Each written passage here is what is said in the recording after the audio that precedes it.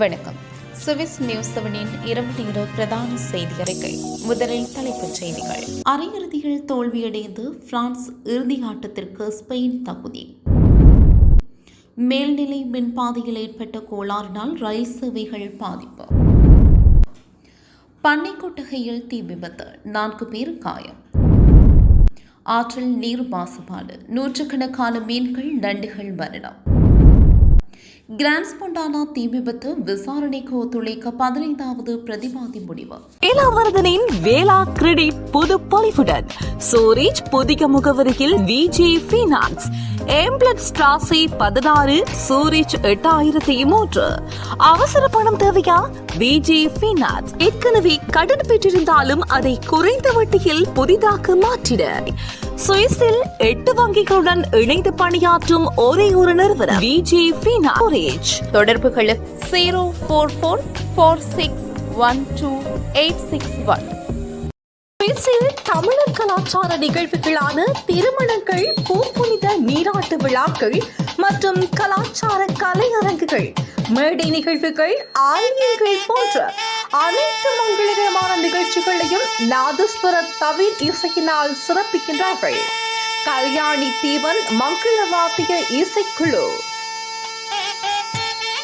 சுவிஸில் சிறந்த புதிய வீடு வாங்கவோ அல்லது விற்கவோ புதுப்பிக்கவோ தேடுகிறீர்களா? இன்றைய உடன் நாடுங்கள் SMTS மொபிலியன். வீட்டு கடன்களை குறைந்த வட்டி வீதத்தில் பெறுவதற்கு உங்கள் சொந்த வீடு தொடர்பான A to Z சேவைகளுக்கும் இன்றைய உடன் நாடுங்கள் SMTS மொபிலியன். SMTS மொபிலியன், செயின்ட் கேலன் கப்பல். தொலைபேசி 078-715-2990. இனி விரிவான செய்திகள். அரையிறுதியில் தோல்வியடைந்தது பிரான்ஸ், இறுதி ஆட்டத்திற்கு ஸ்பெயின் தகுதி. உலகக்கிண்ண கால்பந்து 2026 தொடரின் முதல் அரையிறுதிப் போட்டியில் பிரான்ஸ் அணியை 2-0 என்ற கோல் கணக்கில் வீழ்த்தி ஸ்பெயின் அணி இறுதிப் போட்டிக்கு முன்னேறியுள்ளது. டல்லாஸ் மைதானத்தில் நடைபெற்ற இந்த போட்டியின் ஆரம்பம் முதலே ஸ்பெயின் அணி ஆதிக்கம் செலுத்தியது. போட்டியின் 22வது நிமிடத்தில் ஸ்பெயின் அணிக்கு கிடைத்த பெனால்டி வாய்ப்பை மிகச் சரியாக பயன்படுத்தி பிக்கல் ஒயாசபாஸ் முதல் கோல் அடித்திருந்தார். இதனைத் தொடர்ந்து ஆட்டத்தின் 58வது நிமிடத்தில் பெட்ரோ பேரோ ஸ்பெயினின் அணிக்கான 2வது கோலை அடித்து வெற்றியை உறுதி செய்தார். பிரான்ஸ் அணி ஆட்டத்தை தன்வசப்படுத்த பல முயற்சிகளை மேற்கொண்ட போதிலும் ஸ்பெயின் அணியின் பலமான துடுப்பாட்டத்தை மீறி அவர்களால் ஒரு கோல் கூட அடிக்க முடியவில்லை. 2010ஆம் ஆண்டு உலக கிண்ணத்தை வென்ற பிறகு ஸ்பெயின் அணி உலக கிண்ண இறுதிப் போட்டிக்கு தகுதி பெறுவது இதுவே முதல் முறையாகும். மற்றொரு அரையிறுதிப் போட்டியில் அர்ஜென்டினா மற்றும் இங்கிலாந்து அணிகள் இன்று மோத உள்ளன. இதில் வெற்றி பெறும் அணியுடன் இறுதிப் போட்டியில் ஸ்பெயின் பல பரீட்சை நடத்தும். மேல்நிலை மின்பாதையில் ஏற்பட்ட கோளாறினால் ரயில் சேவைகள் பாதிப்பு. ரூபஸ்கில் நிலையத்தில் உள்ள மேல்நிலை மின்பாதையில் ஏற்பட்ட கோளாறு காரணமாக ரயில் போக்குவரத்து தடைப்பட்டுள்ளது. சூரிச் மற்றும் ரூப்ளஸ்க்கு இடையேயான ரயில் இணைப்பு துண்டிக்கப்பட்டுள்ளது. தாமதங்களும் ரத்துகளும் எதிர்பார்க்கப்படுகின்றன. இதனால் IC1, IC3, IC5, IR16, S11, S23 மற்றும் பிற வழித்தடங்கள் உட்பட ஏராளமான வழித்தடங்கள் பாதிக்கப்பட்டுள்ளன. பல வழித்தடங்களின் இடையூறுகள் ஏற்பட்டுள்ளதாக தெரிகின்றன.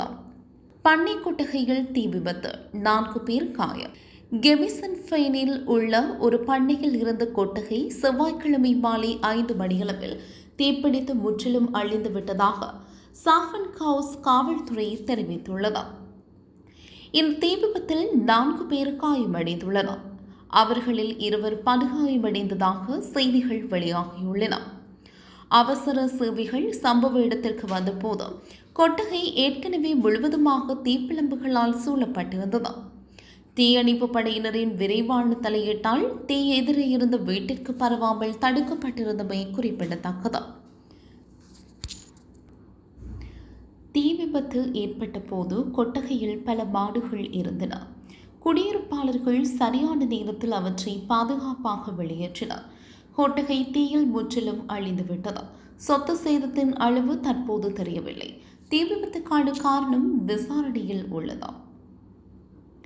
ஆற்றில் நீர் மாசுபாடு, நூற்றுக்கணக்கான மீன்கள் நண்டுகள் மரணம்.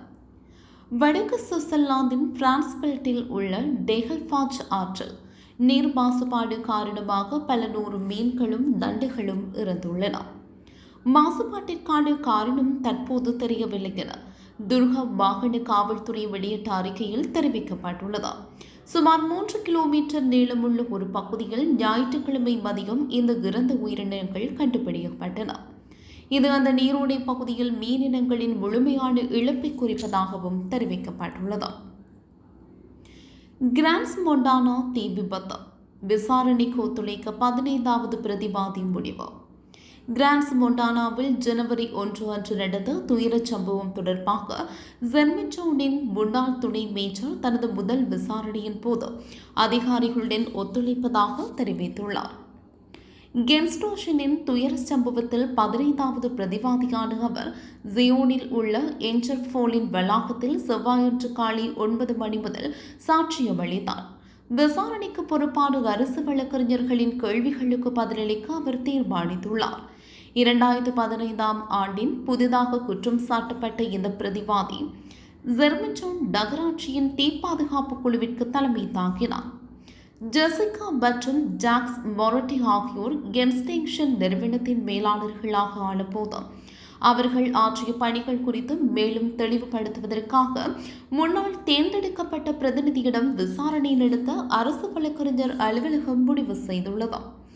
நகராட்சியின் முன்னாள் மேஜர் ஜீன் ஹிலார் ஜாவோய் வியாழக்கிழமை 2வது முறையாக விசாரிக்கப்படுவார். மே 13 அன்று நடந்த தனது முதல் விசாரணையின் போது குற்றவியல் வழக்கு கோப்பையை பார்க்க தனக்கு அனுமதி வழங்கப்படவில்லை என்ற அடிப்படையில் சுவிஸ் சட்டம் அனுமதித்திருந்த போதிலும் அந்த முன்னாள் அரசியல்வாதி கேள்விகளுக்கு பதிலளிக்க மறுத்ததால் அவரது விசாரணை முன்கூட்டியே முடிவுக்கு வந்தது. சுவிஸ் நியூஸ் 7 இரவு நேர பிரதான செய்தி அறிக்கை நிறைவு பெற்றது. எமது விரிவான செய்திகளை www.swissnews7.com என்ற இணையதளத்தில் நீங்கள் பார்வையிடலாம்.